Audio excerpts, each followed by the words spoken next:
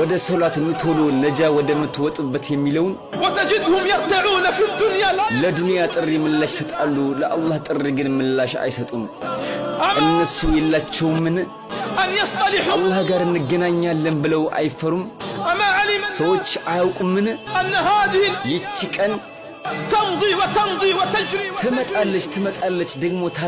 ታልፋለች وما هي إلا لحظة ይቺ እኮ ቀላልነች ብዙም አይደለችም ታልፋለች وسنقف أمام الله ነገ እኮ የውመል ቂያማ አላህ ፊት እንቆማለን حتى أغلى ما تملك የያዝካቸው በጣም ውድ የተባሉ ነገሮች ይተውሃል حتى أقرب ما تملك ላንተ ቅርብ የሆኑ ቤተሰቦችህ እንኳን ይተውሃል أما አታውቅምን أنهم إذا حملوا በተሸከሙን ጊዜ أنهم እነሱ ተሸክመውን በሄዱ ጊዜ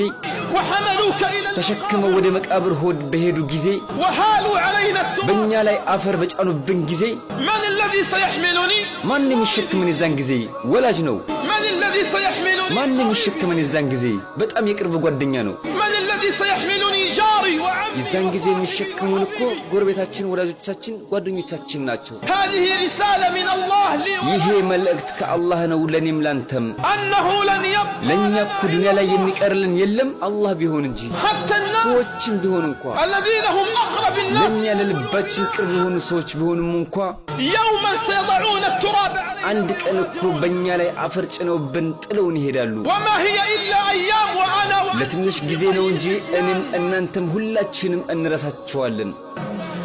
يوم يومين ثلاثة አንድ ቀን ሁለት ቀን ሶስት ወር ሁለት ወር ነው እንጂ سينسانا الناس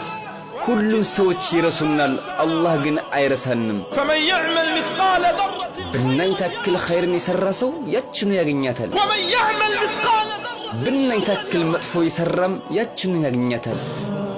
لا بد أن نقف አላህ ፊት ከመቆም ደግሞ ምንም ቅሮት የለብንም الناس والمحبين والخلان ሰዎቹ